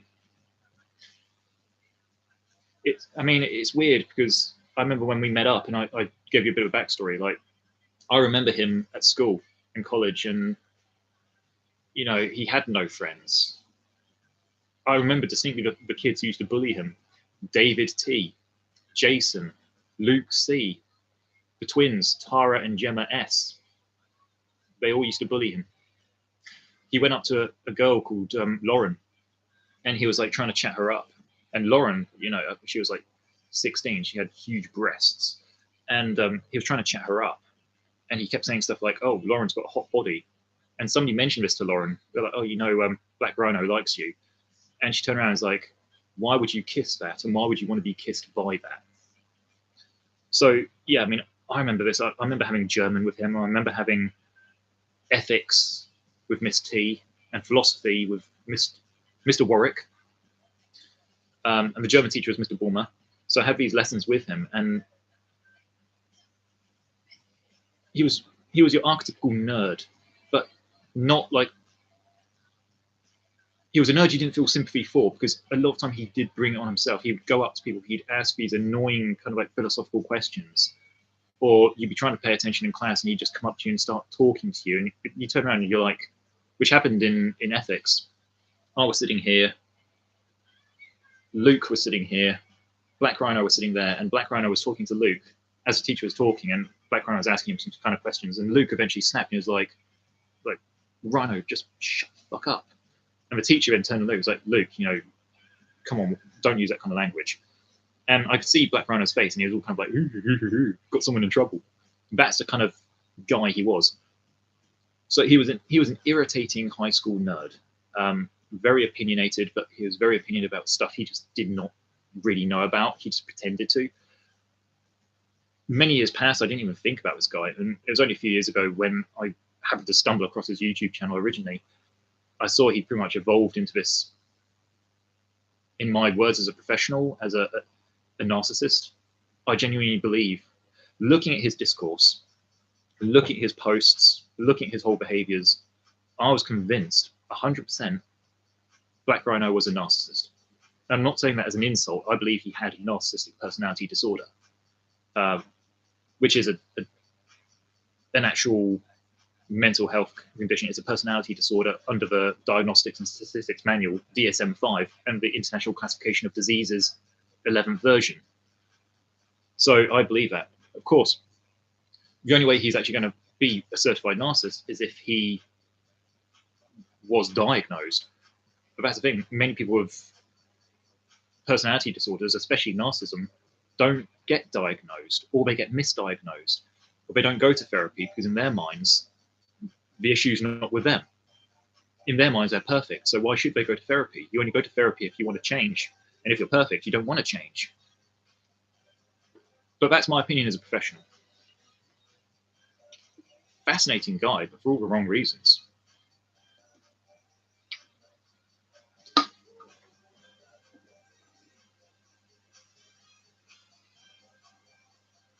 I also found out as well, actually, Black Rhino is actually the name of a dildo.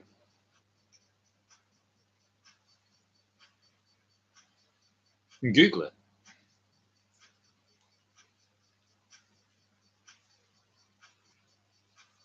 What's that? It's the thing I'm gonna print and put in a manifestation board thing. Yeah. Princess Superstar is making a manifestation board. She's so clever. Lol. Hey, don't diss me. I'm not dissing you. That's what Ben said. Ben's dissing you.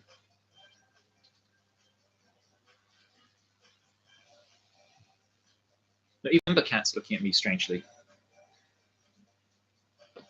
Oh, okay.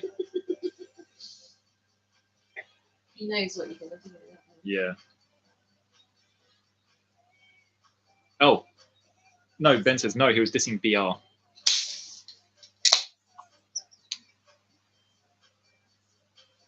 Yeah.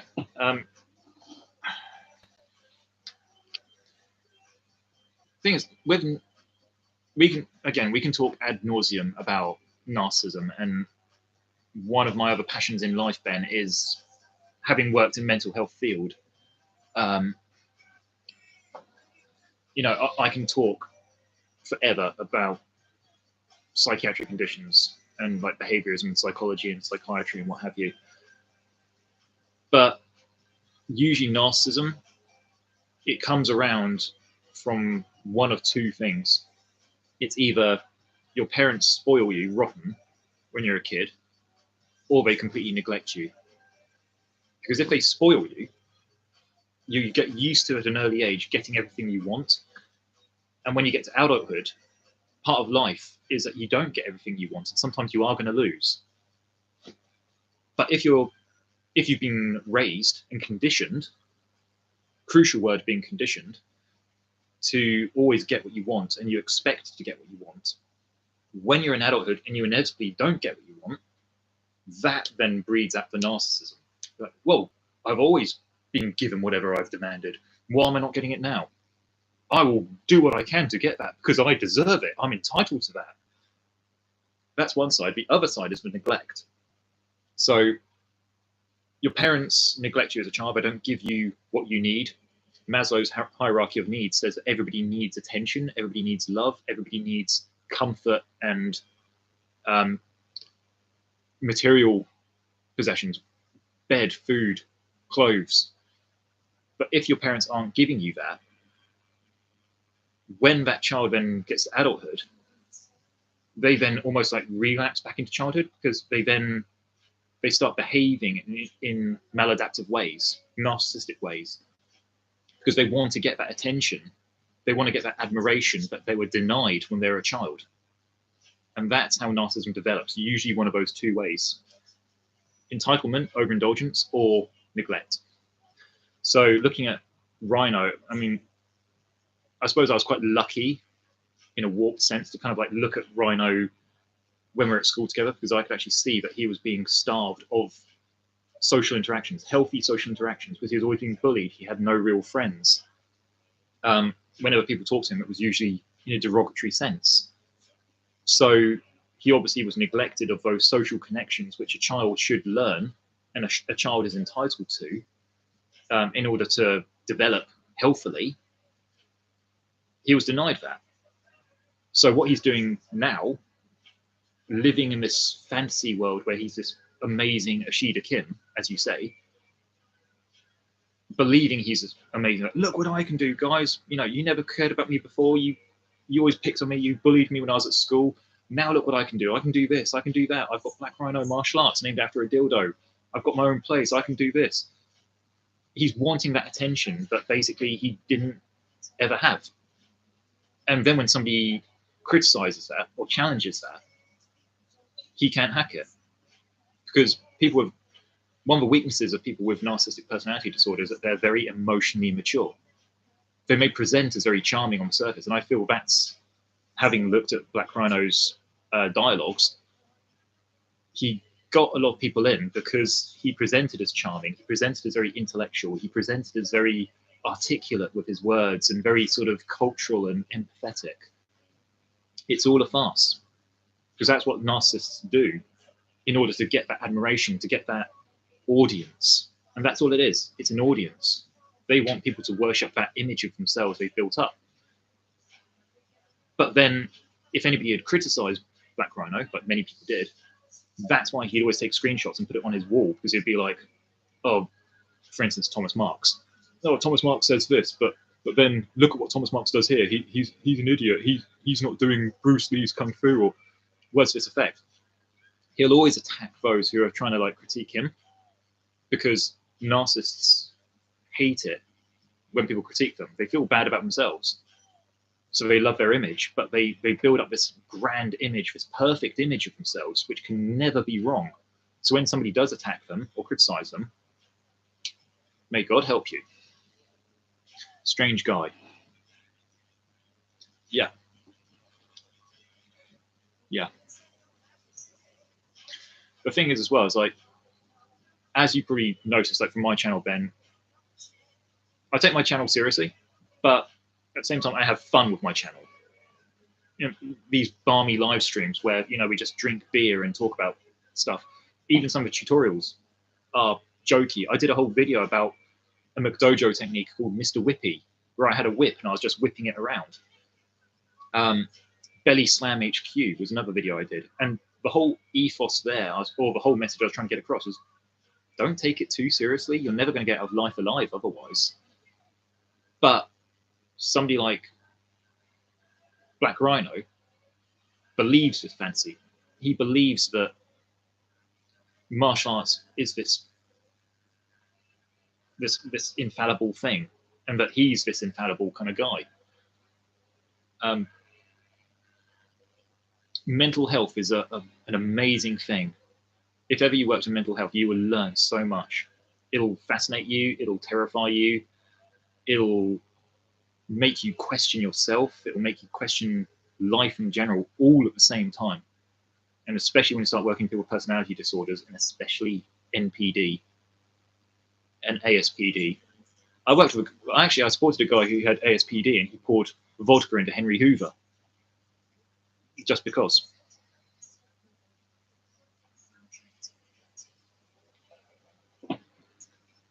And just taking like jokey thing, I recently did a video on my channel called the cuckold husband technique. I mean, seriously, what martial art would call the technique the cuckold husband technique? It's a pee take, isn't it? Yeah. Yeah, even Princess Superstar thinks so. Ashida Kim. Yeah. Oh, George Dillman is another one. Oh, I used to love watching those George Dillman McDojo videos. They were so funny. There was no-touch KOs, and explaining himself, like why you can no-touch KO somebody who didn't believe. And he's like, oh, if you have like one thumb up and one thumb down, or the other way around, you won't get no-touch KO'd. And there's another one called like yellow stick bamboo, or yellow grass bamboo, some kind of name like that. Yellow something, and bamboo, I'm sure, is in there. Yellow bamboo kung fu. And I saw this footage of where these white middle-class champagne socialist type people went to this beach in Finland, of all places, where they were practicing this yellow bamboo kung fu. And the instructor like ran towards this lady and literally just like ran into her, and she fell on the floor, like, clearly hurt. And I think she busted up her face, but I couldn't really see her face. And she was like screaming. And this guy was then pretending to have like a seizure on the floor. He was like, he should have moved. And just like, what is wrong with these kind of people? What exactly are they not achieving in their life? But there's obviously some unmet need they all have. But instead of like sitting down and actually thinking about it, saying like, what do I need to address in my life? They decide to just go on these fantasy martial arts things. Yeah, there's a great video by Napoleon Blown Apart and all of these. Yeah, that was kind of funny. Like George Dillman, or are we talking about Mr. Whippy? We've talked about a lot of funny things tonight. Yeah.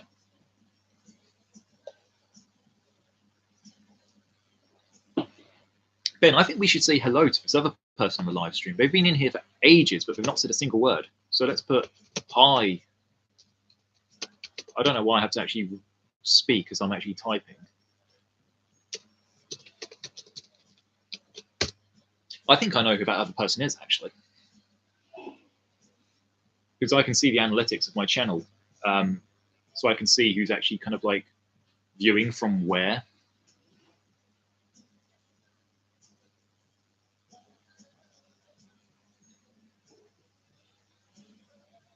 My analytics of the channel have been really strange recently. When I've kind of like going back to the topic of the live stream we had, when I started putting out some like Israeli videos, the one that you know about, Ben, anti-Semitism in martial arts, I suddenly got loads of viewers from Israel. Then I got a period of like loads of people from Turkey were looking at my videos, because I was like uploading videos of my cats and giving them like Turkish names and tagging like Turkish names in the videos as I was editing them. So like loads of people from Turkey were watching. The latest one I think is India, Japan. I had quite a lot of people from Japan, but the two main countries have always been the UK and USA. Then we've got people like Rob, who's not here tonight. All right, mystery person's not even speaking. It's okay, mystery person. I know who you are.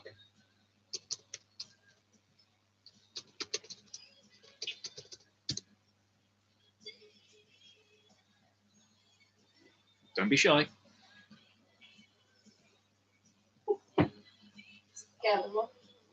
Usually I do. Whenever I kind of like call people out, they do kind of run away. Don't know why. It's not like we can actually like do any harm to them.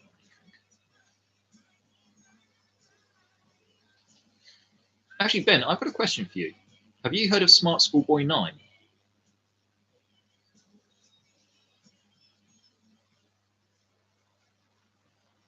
Usually Princess Superstar hates it when I talk about Smart Schoolboy 9.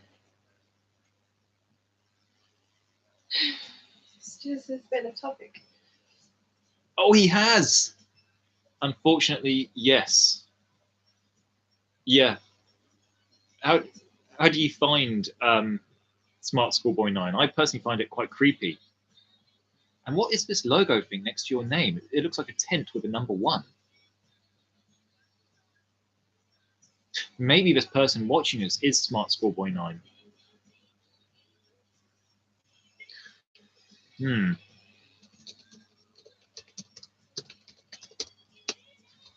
Not you.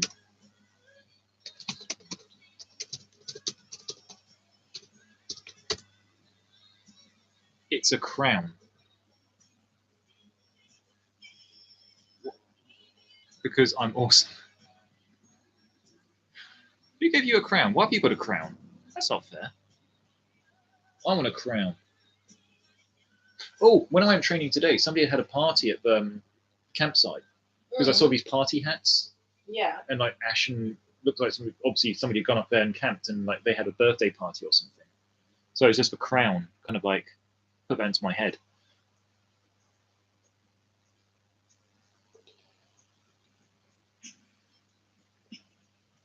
No, I don't think Mystery Person's actually going to talk to us.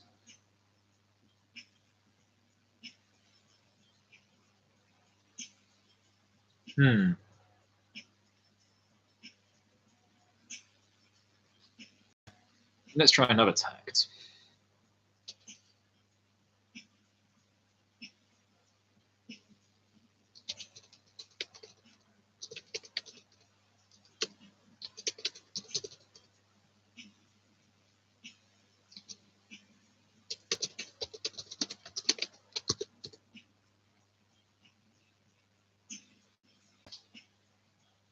That's a very specific question, but specific questions need specific answers.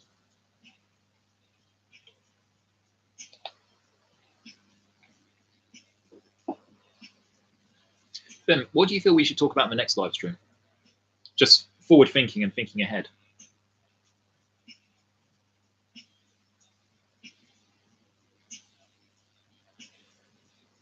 I mean, if we're wanting to go back to, I mean, it still amazes me that the last live stream we did has got like over 100 views, all about Zoroastrianism.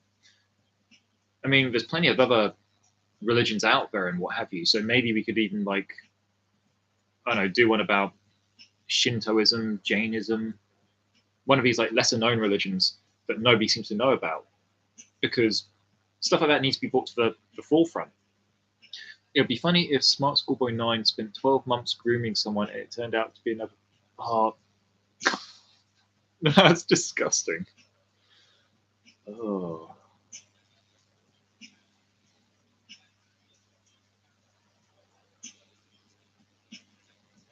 Not even sure how we even came, like, how we found out about Smart Schoolboy 9. I think we were just watching something on YouTube. And it's like the dark side of YouTube or something. He's a bad dude, basically. A Smart Schoolboy. Yeah. Imagine in a room if you had Bob Villain, Black Rhino, and Smart Schoolboy 9, all trapped in a lift, and that lift's not going anywhere quickly, and they're stuck in there for hours. What would they talk about? What would they get up to? Who would be the first to mentally crack? But yeah, again, actually, when we were down in Cornwall, actually, we showed some of our friends. We spent a night around Princess Superstar's friends, and we showed them Smart Schoolboy 9 for the first time, and they were like shocked. And it's just, I remember like seeing the footage of where he's wearing like the girls' uniform, and he's like filming himself in the mirror. And I think this is when people were starting to call him out. They're like, you know, this is not a smart schoolboy. He's not smart. He doesn't go to school. He's not 9 years old. He's like this 56-year-old man. And he was filming himself in the mirror, and he was like, people tell lies. people lie about me. I mean, he did that tongue thing he does, where it's like, or whatever the hell it is he does. It's disgusting. And yeah, they were shocked. And it's weird because I'm sure actually I did learn that, or I read that, a situation like that, you think, well, do law enforcement know? Because that's a predator who's going to be talking to underage people, and God knows where that could lead. It's disgusting. So contact the law enforcement. And I think I learned that actually they had been contacted, but if I remember correctly, they chose not to act or something. It's like no crime has actually been committed. It's like, okay, maybe not now, but that's not to say that a crime won't be committed. Potentially, or where's it going to stop? Is he going to do something to someone? And then the cops decide to act, but by then it's too late. You know, it doesn't bear thinking about it. And it's actually quite unhinging to think about it. It's not a nice thing. And you think people like this kind of like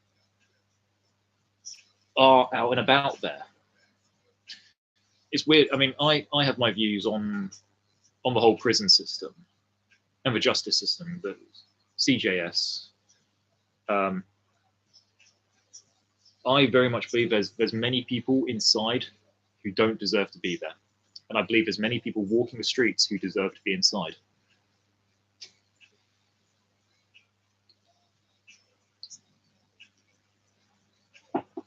I've actually I've supported a few SOs in my time.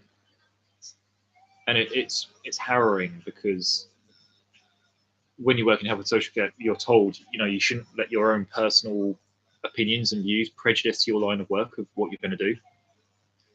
But it is so challenging, so challenging. And sometimes what I found from my experience, that you may voice your concerns in supervision or to your managers, and quite often you're hitting a brick wall because they'll come back to you and they'll say like, well, is this the right line of work for you? Well, yeah, I mean, I love what I do. I feel as though I'm making a difference to people's lives. I like supporting people and empowering them. But just this particular person I'm supporting, I'm finding it a challenge. So I'd rather not work with them. I'd rather be reassigned to maybe support somebody else who I feel as though I can have that unconditional positive regard towards. But this has taken a very sick, sinister turn. Maybe, well, actually, no, I was going to say maybe next live stream we can actually talk a bit more detail about Smart Schoolboy 9, but I don't, that live stream probably only gone for like 15 minutes. It'll be so repulsive. It'll just be like, no, guys, can't do this anymore. I have to turn off. I'd empower them for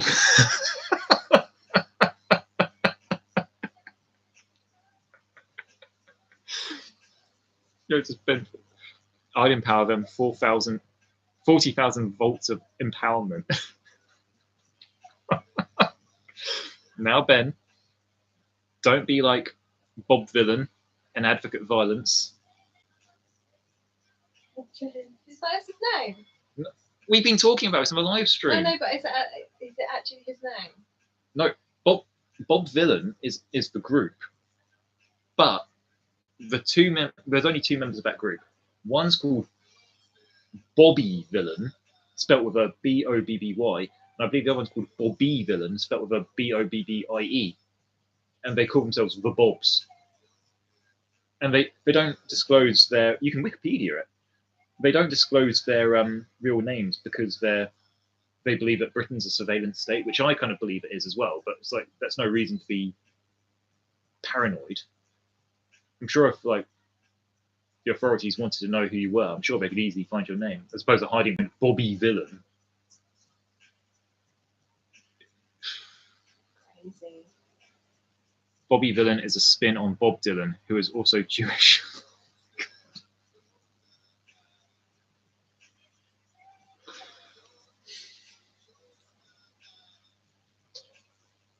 If I was Bob Dylan, I'd sue those guys.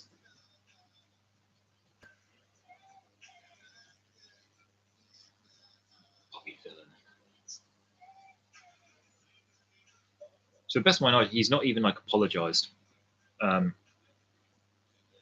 If I said something like that and I was called out and, you know, dropped by my record label and I'd seen that I'd cause offense, you know, I'd like to think that I have the decency to actually say, look, you know, okay, I apologize for my statements.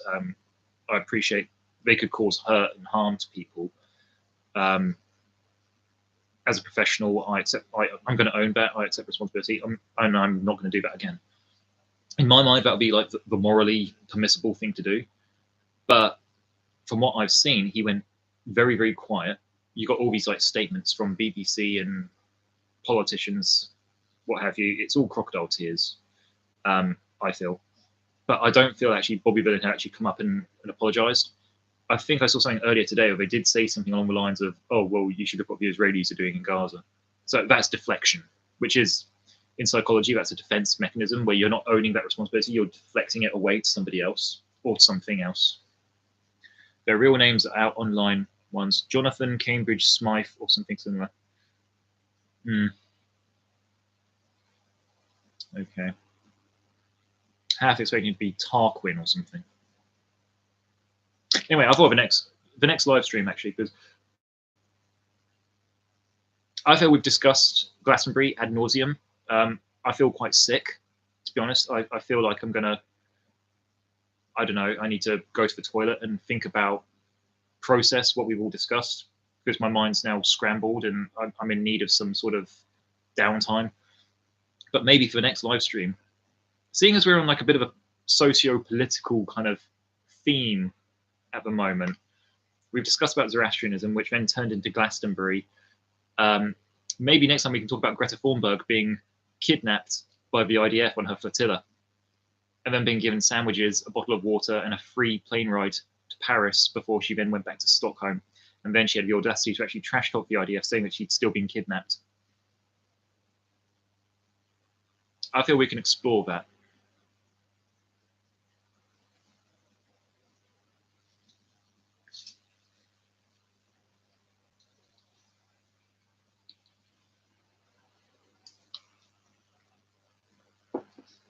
I feel when history looks back on 2020s, they're gonna say we lived in some very strange times.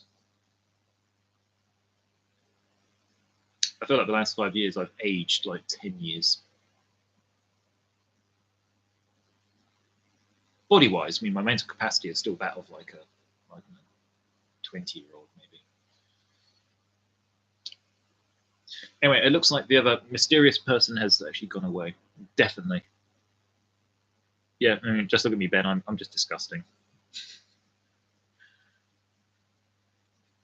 Right. Ben, I'm going to sign off this live stream. Thank you so much for joining.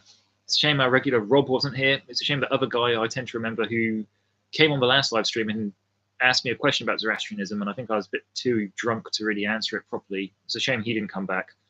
But we'll take it forwards from here. Cool. See you both in a bit. No problema. Have an awesome evening, Ben. Stay safe, train hard, keep listening to Outcast because they're the best band around, and keep being a cool customer. Yeah. Ciao for now. Say bye. Bye. Bye. Bye.